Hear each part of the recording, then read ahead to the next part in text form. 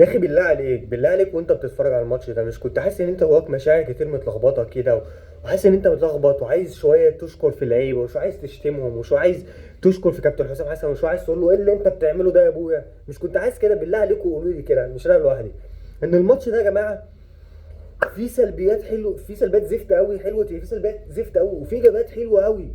احنا الماتش غريب بدأنا باحسن طريقه ممكنه ونهيناه، عارف انت اللي هو بنفس الطريقه العاديه العبيطه بتاعتنا. بس قبل اي حاجه وقبل ما نتكلم عن في الماتش في اي حاجه لازم نشكر منتخب زيمبابوي يا جماعه. هتقول نشكرهم، هقول لك نشكرهم على الدوش السخن اللي هم ادوه لنا ده. الناس ادتنا درس، فوقتنا من الاخر. ناس عرفونا يعني ايه ان احنا لازم نفكر زي البني ادمين ونفكنا بقى من جو الواسطه والمحسوبيه والكلام ايه الحمضان اللي احنا ماشيين فيه بقالنا سنين ده. زي ما حصل مع جزر القمر والمغرب كده. جزر القمر نزلت قدام المغرب بقى كانت فاكره ان الماتش هيبقى هاف فن ويلا بينا وبتاع يا رجاله والدنيا هتبقى حلوه. نزلت جزر القمر غسلتها وعملت عليها ماتش، اي نعم خسرت في الاخر بس فوقتها. نفس الكلام ده معانا احنا كمان. منتخب زيمبابوي مش المنتخب القوي ولا المنتخب البعبع اللي انت تخاف منه ولا المنتخب اللي يعني يخليك تبقى مرتعش وانت بتلعب ولا اي حاجه. الناس عادي جدا، بس الناس فوقوك ادولك درس، ويا ريت يكون بس اللعيبه والمدرب والناس دي الجميله دي يكونوا خدوا الدرس وفاقوا هم كمان، مش كنا احنا بس اللي خدنا بالنا من الحاجات دي. نبدا ببدايه الماتش بسم الله الرحمن الرحيم. نبدا نتكلم عن الكلام كابتن حسام حسن. الراجل عمل حاجات حلوه قوي قوي وعمل حاجات وحشه قوي. نتكلم مثلا في اول حاجه بالتشكيله. الراجل بدأ لك بتشكيله وله كذا غلطه في التشكيله اصلا مبدئيا يعني.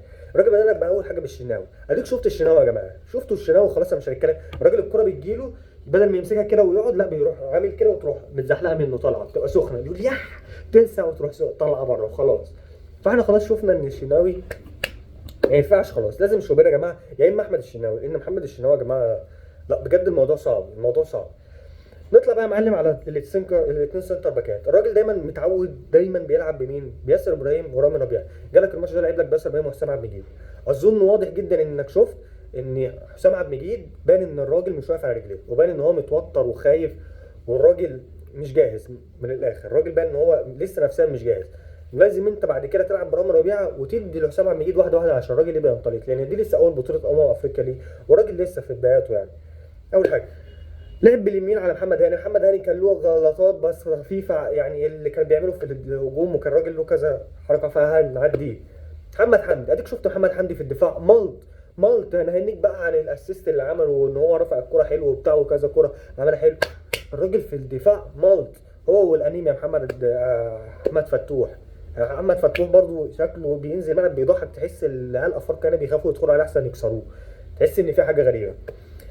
تاني بقى غلطه يا معلم، ان انت لعبت في النص الملعب باتنين نص ملعب ارتكاز.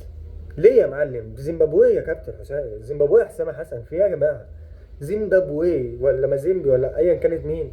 زيمبابوي مش منتخب يعني اللي هو انت تنزل تبقى خايف وتدافع عشان بتلعب بحمدي فتحي مروان عطيه. هو واحد بس، هو واحد. اديك شفت لما انت عملت كده في الشوط الثاني ولسه هنجي له الكلام ايه اللي حصل. لعبت في المركز 10 بامام عاشور. تمام، امام عاشور الراجل بيلعب اي نعم باين ان هو ما كانش فيت، وانت عملت حاجه غلط ان انت طلعته في نص الشوط الاول او في الدقيقه 30 35، وده غلط جدا. انت شفته فضل يعيط وبتاع، وانت عارف نفسيه اللاعب المصري نفسيه مقرفه واللاعب بيتاثر من اي حاجه. بس ماشي ما علينا. انت طلعته ونزلت مصطفى محمد وربنا بس يستر على امام عاشور. بس انا عارف ان امام عاشور عقليته ودماغه كبيره، الواد يعني مش هيتاثر بالكلام ده، وحسام حسن هيقعد يتكلم معاه. بس انت يعني كان ناهيك عن الحوار ده كله، يعني انك تدخل نفسك في المشكله والدوشه دي كلها. دخلنا في الهجوم، يلا يلعب يا معلم بصلاح ومرموش وتريزيجيه. تمام، مع ان تريزيجيه برده الواحد ما كانش عايز يلعب بس تمام. نزلت انت يا معلم اول 20 دقيقه يا جماعه منتخب مصر، اقسم بالله اقسم بالله انا ما كنت مصدق ان ده منتخب مصر. اقسم بالله انا عامل في نفسي هذه فرنسا، هذه البرازيل، هي دي انجلترا. احنا عمالين نلعب وهجمات هجمات هجمات وجمل حلوه، مش هجمات وبس، جمل حلوه. صلاح يدي اسيستات وبتاع. عجبتني قوي حته ان محمد هاني هو اللي يبقى متطرف اكتر حاجه، وصلاح يضم شويه العمق زي اللي بيعملها مع ليفربول السنه اللي فاتت. كان ده البيك بتاع صلاح، وصلاح كان عمال يودي اللعيبه بكذا كوره ونشوط ونضيع، وما عادش ضيع كورتين وي وي وي وي. ضيعنا كور كتير معاك ودي حاجه سلبيه معاك، بس كنا بنروح يا معلم لحد ما جيت الدقيقه 20 21. كرة طايشه من لعيبه زيمبابوي، هوب تك تك غلطه حسام عبد المجيد. الراجل كان سوء تمركز دفاعي جدا، ويعني راجل مش هنتكلم كتير. الراجل باين ان من مستواه الراجل مش جاهز ولسه مش مؤهل نفسيا. المهم يا معلم، تك تك تك الزيمبابوي خطفت لك كده كره طايشه، قامت حاطه لك كره مستفزه مشيلك تك تك تك كده على الارض بالراحه، ودخلك في الشناوي. عارف ان هو ما يعرفش يعمل عليها حاجه، بس يعني يا اسطى اديني استريتش، حسسني ان انت بتتعب عليها، مش كل كره ارضيه كده تقول لي لقد خلق الله بلا ايدي وتعمل لي كده. عشان هو يعني حسسنا باي حاجه بدل النرفزه اللي احنا فيها دي. طيب جه الجون الاول، انا برضو كنت قاعد بتفرج على الماتش، قلت يعني معلش منتخب مصر احنا ماسكين كوره عاملين ماتش، حتى لو الجون ده جه احنا لا هنقدر، احنا لا هنقدر. ويحصل العكس تماما، الاقي اللاعيبه نفسيا نزلت. ايه يا جماعه في ايه؟ ما كانش جون يعني جه وتروح نفسيتنا نزلت كده. والشوط الاول بقى كان كله عشوائيه، اللعيبه بتاعتنا متسربعه مستعجله، ما فيش تفاهم، تحس كل التفاهم اللي كان بيحصل الشوط الاول ده راح خالص، ما بقاش فيه بقى لا تفاهم ولا تركيز، ولاعيبه مستعجله. وكابتن تريزيجيه بالطريقه اللي هو كل ما نبقى مزنوقين بتاعته دي يفضل هوش هوش هوش، يلا عايز اخد ضربه جزاء، يلا يلا عايز اخد ضربه جزاء. يا تريزيجيه فكك من الجو ده يا تريزيجيه، فكوا يا جماعه من الجو بتاع ضربات الجزاء ده. احنا مش جايين نقسى عليكم ولا جايين نتكلم عليكم، انا جاي افوقك زي ما زيمبابوي كمان فوقتك. انا جاي انا افوقك اقول لك ان هم فوقوك، فانت فوق يا معلم. المهم يا معلم، لعبنا وبتاع، وطبعا عمالين بقى نحاول ناخد ضربه جزاء في الشوط الاول بتاعه، طبعا مفيش منه الكلام ده. والحكم المباراه يا جماعه بجد كان من احسن الحكام اللي انا شفتهم في اخر السنين، الحكم كان 10 على 10، مفيش له ولا اي قرار غلط. يا دوبك كده الكوره بس اختلفت معاه فيها في ان كوره ابراهيم عادل الشوط الثاني كان ماشي على الخط، فهو قال ضربه مرمى وهي كانت طلعت بكان محيطنا، بس يعني ما علينا، مش دي اللي احنا هندقق فيها يعني. بس حكم مباراه 10 على 10 يا معلم. المهم يا معلم، خلص الشوط الاول بتوتر غير مبرر منك، انت ماسكهم داعيكم يا معلم اول 20 دقيقه، في ايه يعني؟ ايه اللي ينزلك او كده ويحصل الدروب ده؟ ماشي ما علينا. وجينا دخلنا بقى في الشوط الثاني.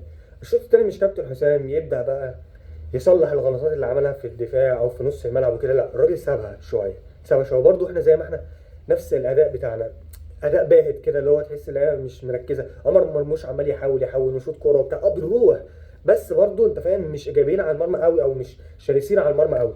لحد ما جت اللقطه اللي هو قام منزل لك فيها ابراهيم عادل وزيزو، وطلع لك مروان عطيه برضه ليه علي ليه اللي ليه وعليه اللي عليه، برضه ما كانش احسن حاجه. وبرضه حمدي فتحي الشوط الاول ما كنتش شايفه، الشوط الثاني قدم شوط ثاني عالمي، انت ما تفهمش فيه ايه بجد.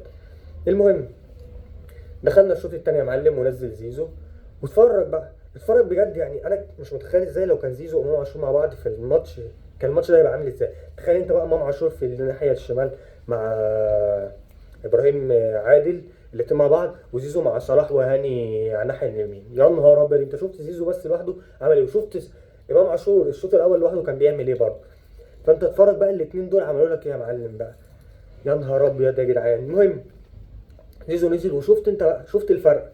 بقينا عندنا الجبهه اليمين دي كانت بقت طلقه يا جماعه، طخ طخ طخ، وزيزو عمال يروح ويحاول ويروح ويحاول، وصلاح بقى بيتحرك اكتر وبتاع، وبدانا ايه نستعيد الروح لحد ما بصراحه صروح حلوه قوي من الواد محمد حمدي. لعب كرة حلوه مرموش راح هو كان احسن لعيب الشوط الثاني بصراحه. مرموش راح وقام بوم حط لك الكرة في السقف، فينيش مانشستر سيتي يعني، فينيش دوري انجليزي يا جماعه بجد. جون حلو قوي بصراحه لعمر مرموش. وهوبا يا معلم 1-1. وبرضه انا في حاجه عايز افهمها، هو انتوا يعني كنتوا محتاجين تجيبوا الجون عشان الثقه بتاعتكم ترجع تاني؟ اصل انت لو تبص على منتخب مصر قبل ما كان نلبس الجون كنا جامدين قوي، والفتره اللي احنا لبسنا فيها الجون كنا وحشين قوي، وبعد كده لما جبنا جون التعادل لحد اخر الماتش كنا جامدين قوي برضه. فانت ما تفهمش هو في ايه يعني، ما تفهمش اللي فيها بصراحه. المهم يا معلم لعبنا بقى واحنا عمالين، احنا شرسه جدا يا جماعه، وادينا شفنا ابراهيم عادل احسن من تريزيجيه ازاي. الواد مهاري وبيروح ويودي وبتاع، حتى لو بيشوط وله كذا كره مستفزه او بيأنف كذا كره، بس لعيب نشط اكتر من تريزيجيه انت تحتاجه على الدكه. المهم لعبنا يا معلم وشفنا بقى الفرق، وكابتن حسام حسن على الخط كل ما كره تضيع يفضل ماسك عايز يزرع شعر عشان يمسك شعر راسه فيها. كابتن حسام ما بالراحه على العيال يا عم، في ايه؟ هما مش بيلعبوا وحش، بس في نفس الوقت في تخاذل بيحصل في نص الماتش كده، تحس اللعيب بيسرح كده شويه وبعد كده يرجع تاني. وبرده كابتن حسام حسن تحسه بيسرح شويه كده وبعد كده بيرجع ايه لنفسه تاني. الكلام ده مش هينفع. الماتش ده هو الماتش اللي فوقنا، والحمد لله جينا في اخر الماتش. انا كنت واحد من الناس متوقع ان احنا هنكسب بصراحه، انا ما كنتش قلقان، بس على قد ما انا عايز اشوف نفسنا حلوين. انا شفت نفسنا حلوين، لا انا عايزك تكمل حلو، عايزك تتحسن كمان، مش عايزك تنزل وبعد كده اجي اقول لا ده الحمد لله ان احنا كسبنا، الحمد لله انها عدت على خير. لا انا مش عايز كده، انا عايز نتحسن. لحد ما جالك بقى محمد صلاح بكوره بوم حطها، ودينا شفنا يعني حارس زيمبابوي وحارس مالطا اصلا، وكان باين كده، بس يعني ايه كانت الناس عماله تعظم تقول لا ده شكله حارس جامد، ده شكله حارس مش عارف ايه. يا عم ده حارس مالطا، ده محمد صلاح شغال في كوره ازبل من الكوره اللي هم جابوها فينا جون، ودخلت فيه عادي جدا وهو زي الله طب ما عرفش يجيبها يعني. فعادي يعني. فاتمنى يعني يكون درس لينا ونفوق، لان الماتش جاي قدام جنوب افريقيا، واديك شفت لعب جنوب افريقيا قدام انجولا، اديك شفتهم اغلبيتهم اصلا لعيبه من سان داونز وبتاع، ولاعيبه شوارع كده بتعرف تلعب كره على الارض.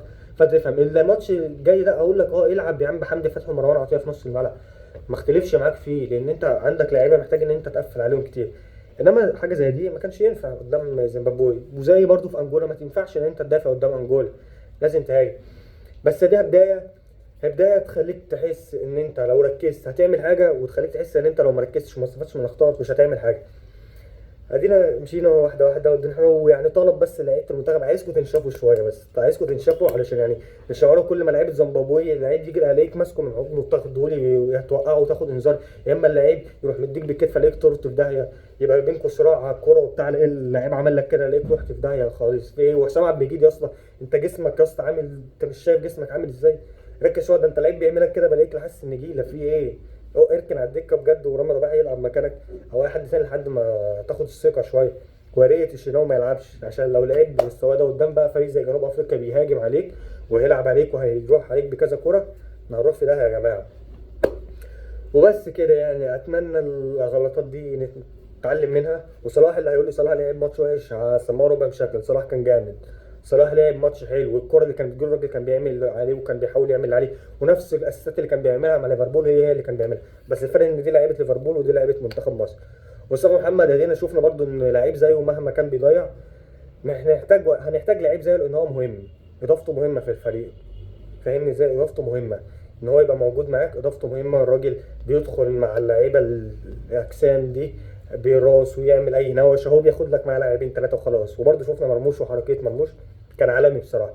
بس اتمنى بقى الماتش الجاي، مش عارف اقول لك تلعب بالطريقه دي لان انت بتلعب قدام جنوب افريقيا، بس اتمنى ان انت ما تكونش جبان شويه كده يعني يا كابتن حسام، تكون جريء شويه كده، ما تخافش يعني. عادي يا معلم لو لبسنا جول، ما انت عملت ريمونتادا اهو كسبت 2-1، عادي يعني نكون واقفين على رجلينا شويه وهنقدر، والله العظيم هنقدر.